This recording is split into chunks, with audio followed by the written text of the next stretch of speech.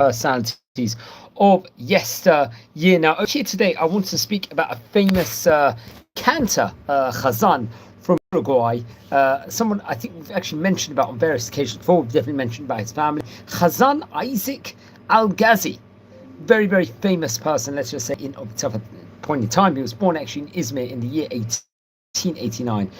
He passed away in Montevideo in the year 1950. He lived about 61 years of age. Now, much can be associated with him. He was one of, let's say, the most foremost names in recent Jewish history, without doubt, especially with regards to Chazanut sphere in itself. One of the great Sephardic musicians of the earliest parts of the 20th century.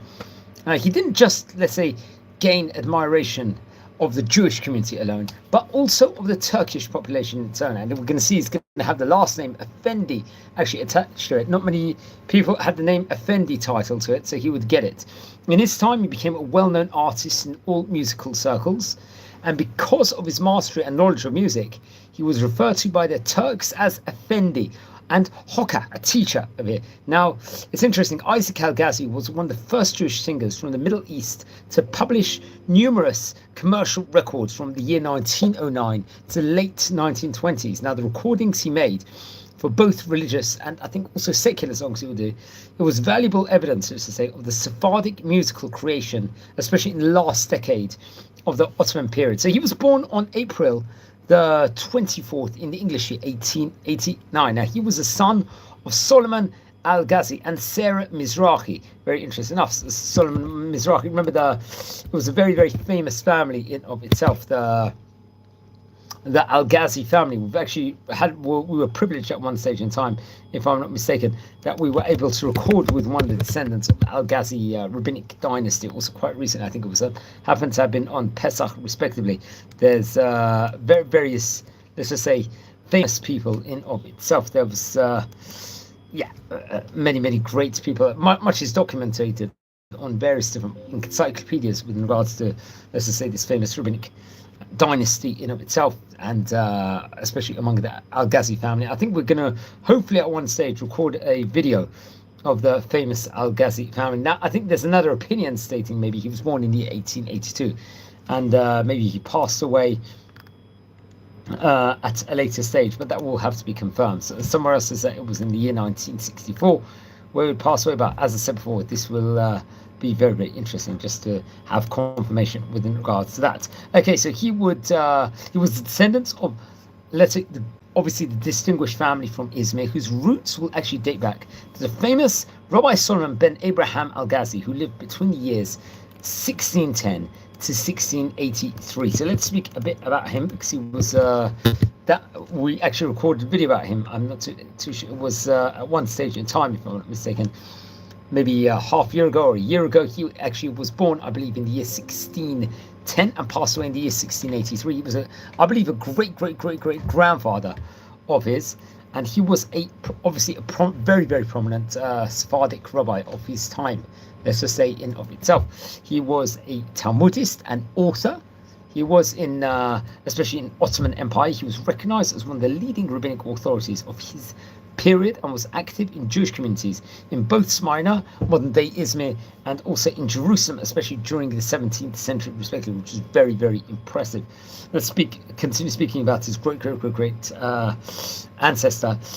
Rabbi Algazi himself was born in the year 1610 in Bursa, and was obviously the family itself was a long line of great rabbis. His grandfather was another famous rabbi, Rabbi Joseph de Segovia Benevesti, and he would receive his education from his father, Rabbi Abraham Algazi, and poet Joseph Ganso, and various well-known Rabbi Meir de Bolton. So you can see the chain of greatness over there. I think Rabbi Algazi himself, the original, who we're speaking about just now, in 1635 would actually go on famously to settle in Jerusalem and will locate later on in Izmir, I think come on the year 1646, where he would establish a Beit Midrash, a house of study, and have a huge role within regards to communal life over there, and become a leading religious authority and teacher.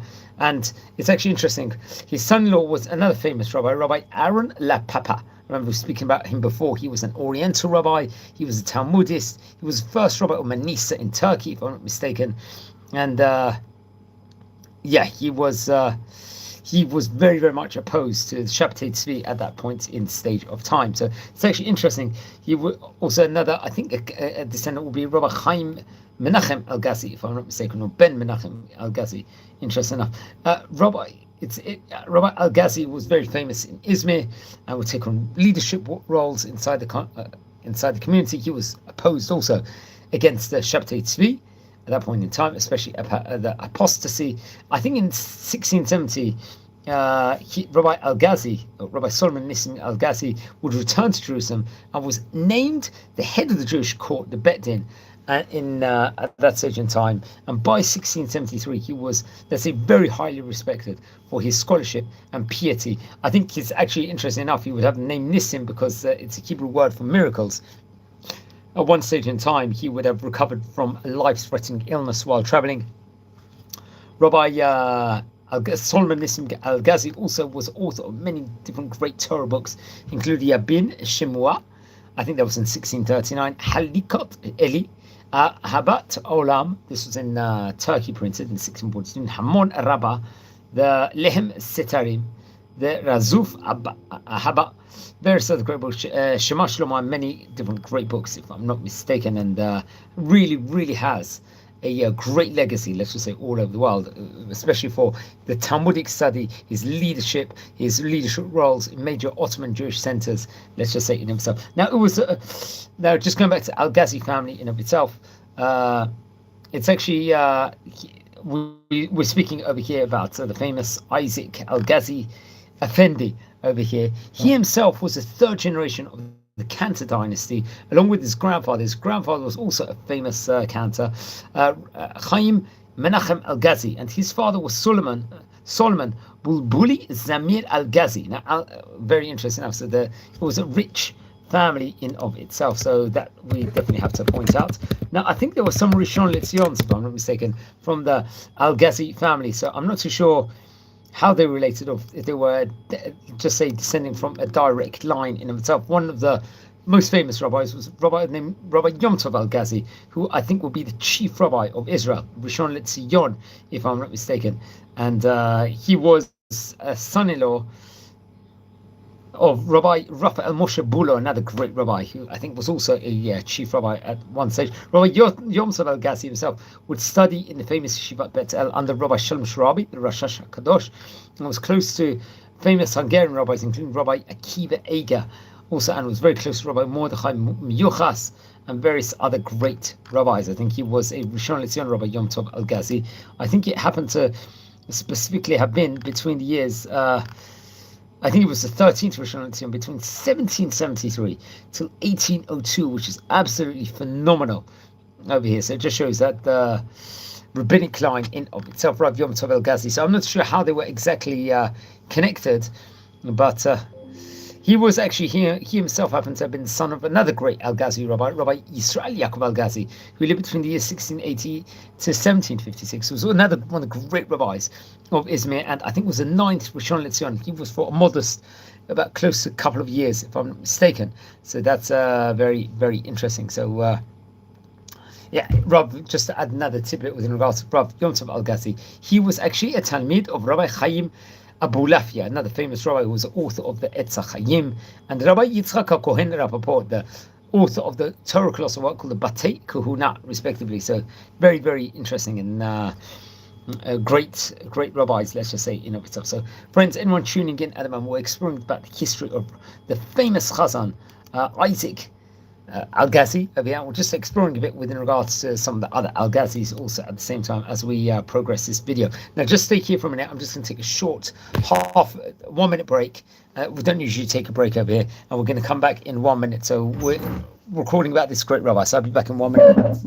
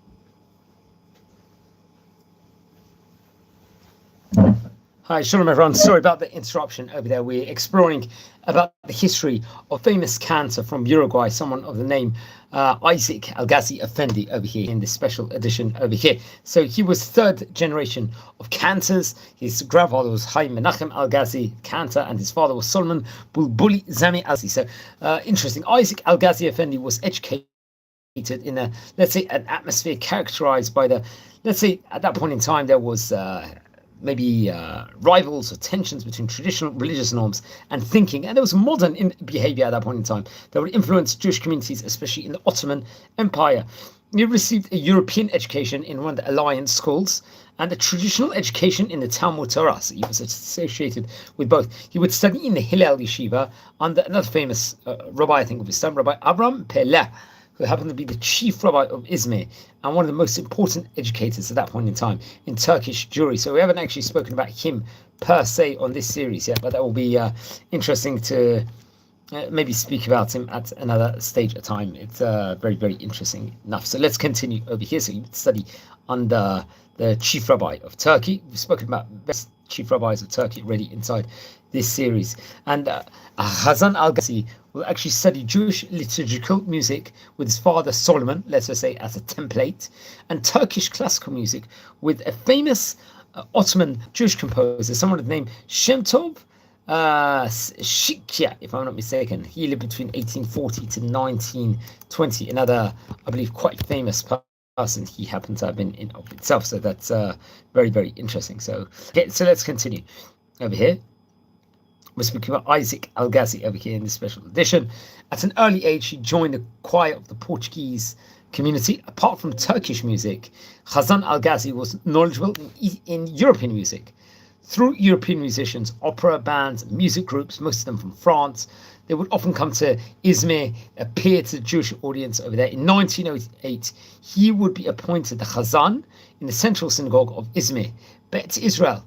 Although members of the Jewish community in Izmir recognized his exceptional musical talent, I think it was tough with regards to a financial point of view, especially while he was younger, and would give private lessons also at the same time in music for younger people, for children. Now, obviously, there was a turmoil of the First World War and the conquest of Izmir by the Greeks from 1919 to 1922. The local Jewish community suffered big crises. Its leadership had to leave Turkey because of suspicion that they were cooperating with the Greeks.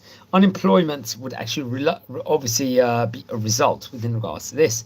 I think in 1923, he would go to Istanbul with the blessing of Turkey's chief rabbi at that point in time, someone of the rabbi we mentioned about on various occasions, for Rabbi Chaim B'Girana. He was happened to have been a chief rabbi of various countries, if I'm not mistaken. Now, Chazzan Algazi was appointed cantor and musical conductor in the Italian synagogue in Galata, a synagogue known for development within regards to musical activities.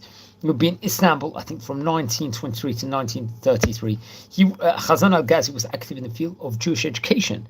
Let's just say shaping relationships, connections between the Jewish community and the Turkish Republic at that stage in time. He was an advocate of Ataturk, and Chazzan Algazi supported more, let's just say, more modernization workings in of itself. He had broad knowledge, and among others in the fields of music, literature, history, philosophy, he would find his place among the young Turkish intellectuals, and he sang at the resistance, let's say, or the presidential palace in Dolmabahce, give classes and on history and art of music, respectively. Now, I think come with the year 1933, Chazzan Algazi would leave Turkey and would move now to Paris over here. He would be the Chazzan of the Grande Synagogue, de Paris. At the same time, he would complete his studies in a rabbinical seminary.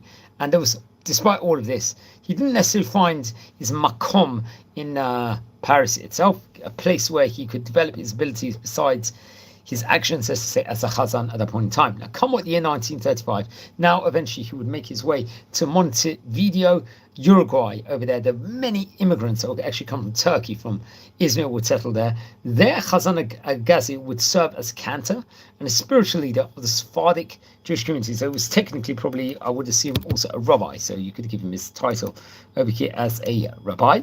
Very, very interesting enough. So that will be a big move over there. And let's just say, he was very close to Sephardic centers in Europe. He would find Uruguay a more young community ready to accept his leadership. He would serve also as a Chazzan in the Jewish communities of Brazil, Argentina, and Chile. So he would get around in the South American countries. He would help promote Latino branch of Zionistic movement over there, helping in resettling, let's say, Holocaust refugees, collect donations from the Jewish Appeal, and establish the World Sephardi Federation. So he was working, obviously, very, very broadly breadth, let's just say. He had vigorous activities which would help save Jews and advance anti-Nazi policies of the Uruguayan authorities. Now, Chazzan Algazi's house served as a refuge for European Jewish refugees who arrived in Uruguay. He would host and encourage them. I think in early parts of 1944, together with another Sephardic leader, someone named Jacob Hassan, he would found a special committee in Uruguay, I think within regards to, let's just say at that point in time, to encourage people to, let's just say, get to Eretz Israel. The purpose of the committee was to recruit non-Jewish figures to advance Zionistic goals. Subsequently, this committee was active in achieving the commitment of Uruguay to establish of the Jewish state. I think at that point in time it happened to be Palestine. Now, he died in his home. He had reported over suffered from a sudden stroke. Reported over it was on March the 3rd in 1950. And let's just say he was a link in the chain of distinguished Sephardic poets, musicians in Turkey, and obviously beginning from the first half of the 16th century, as we mentioned about before. Now, these musicians created composition of Ottoman Turkish music, Hebrew poetry that very much echoed the synthesis between Muslim and Hebrew culture in medieval Spain part. Now, Chazzan Algazi wrote religious Hebrew poetry and adapted it to Turkish classical music.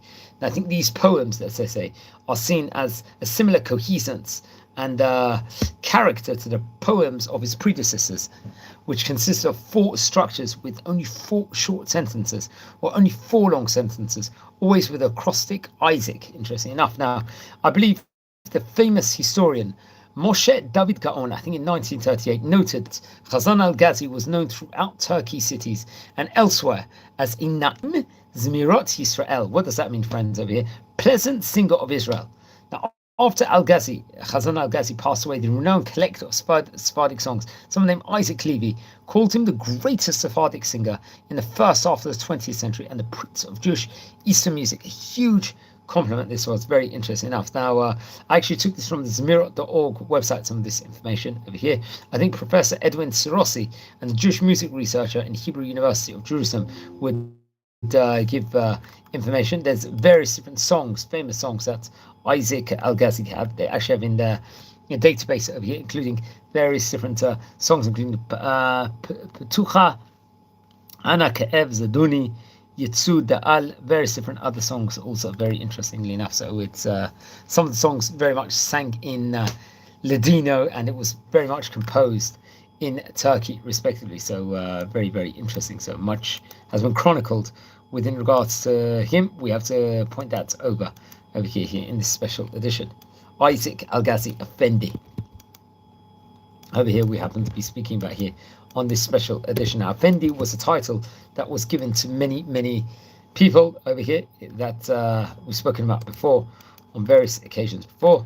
I think there was Rabbi Chaim Nachum Effendi, for example, Rabbi Moses Effendi, Levi Effendi, if I'm not mistaken. He was seen as a Turkish musician, a very, very famous one of his time, and something that we've spoken about, I believe, on various occasions before. We can add a bit more in regards to him now over here, because we happen to be speaking. He was one of the most famous Paitans, as we mentioned about over here in today's special edition class over here. He was also, if I'm not mistaken, a researcher and a journalist, it's reported over. And so we spoke about Shlomo Algazi already. He was a descendant, I happen to have been, of him. And he was close to someone called Avram Fala, who was, and other renowned counters all over the different parts, just to say, in of itself. Very, very interesting. We spoke about Shem Tov Shikia, where there was like a connection also with them. And it's interesting, I think his wife's name was Reina, if I'm not mistaken, Reina Rabbi, to be precise. and they would have a son, if I'm not mistaken, Shlomo. I'm not too sure if they had more children or not. So if anyone knows more, please, if you could clarify, that would be appreciated. Also, so that I think it was a year. Actually, sorry, it was a year after he got married to Reina Rabbi and Rabbi.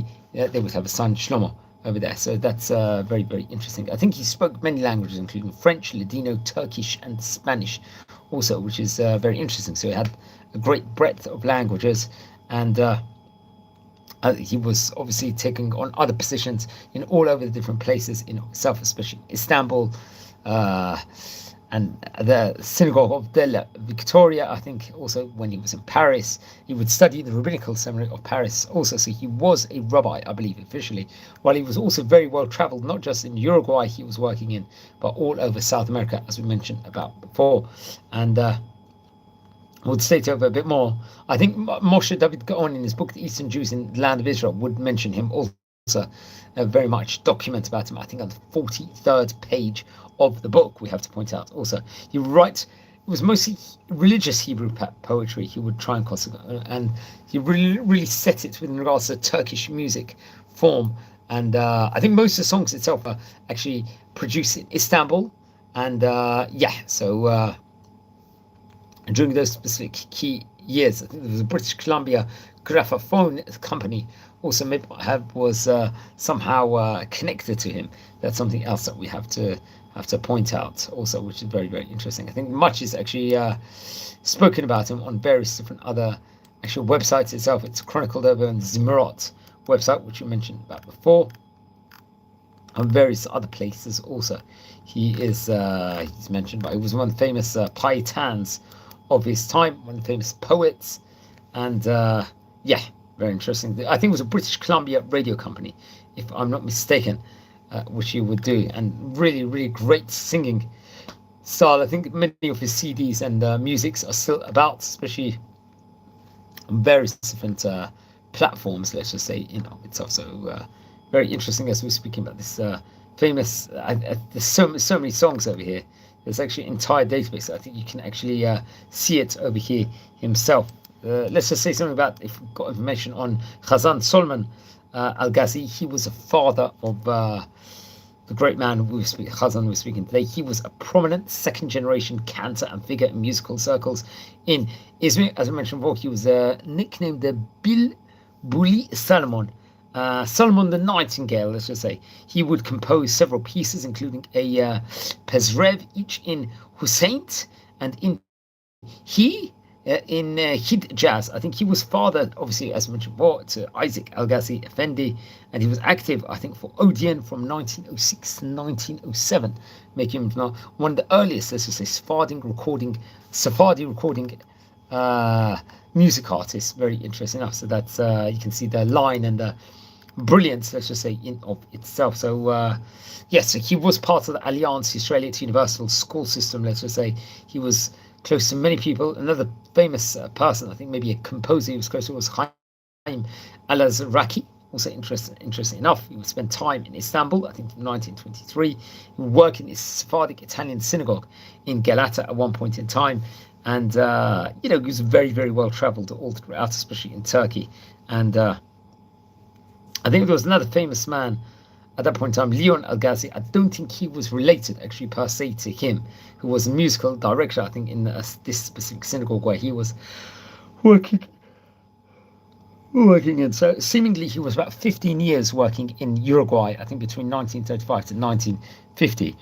And very, very interesting enough. So I think much is actually even included about him in a famous encyclopedia in Israel. I think Feldman in 1990, Galanti in 1985, and Serossi in 1989. Various articles will actually speak about him also, which is something else that we should point out over here, friends. Now, friends, we are a community over here. We're learning about famous Jewish personalities of yesteryear. We happen to be speaking about Chazzan Algazi Effendi here in this special edition over here today. So if you descend from any of the rabbis we're speaking about in general, please send me an email. I would love to hear more information on the Chazzan or the rabbi that we happen to be speaking about. It's actually interesting. The rabbi we're speaking about today, he was a rabbi and he was also a Chazzan, which is very, very interesting. We don't usually get that so many times. And he was an Effendi also, with that specific title. I think we've related over several videos of famous, let's just say, personalities that were in of itself Paytanim in of itself, and he had the title Effendi, so that's very, very interesting. So just as an interesting tidbit of it. Now, as a community, we're doing a lot in this channel. We are not just recording videos about great rabbis or personalities of yesteryear. We're trying to explore the history with regards to all the various different countries, famous countries that there were out there, the science behind everything, what was going on in these Jewish communities. So that's very, very interesting. And we are doing a lot more great content. We do tours all over Israel, which is phenomenal. We are really trying to explore the history, all of the various different Sephardic countries, Ottoman places respectively, and so on and so forth. I feel it's a very, very important project. And we are also exploring the history with regards to synagogues in countries that might be near to us, and also with regards to various yeshivot, Talmudic academies that were based of yesteryear in those different locales, in those different interesting countries, and so on and so forth. We also do daily tidbits on the page of the Daily Talmud. That's in the project that we're working on. We record videos connected to the weekly Torah portion, the Parshat HaShavua, as we must point out, which is very, very interesting. And we will also go on tours all over Israel. We like to explore the archaeology of Israel, and we do a lot of short clips also. So friends, everyone, join our community here. If you descend from any of the rabbis, as we asked before, please send me an email. I would love to hear more information. And please subscribe to the channel. Wishing you well, and take care, and appreciate it. Everything. Thanks.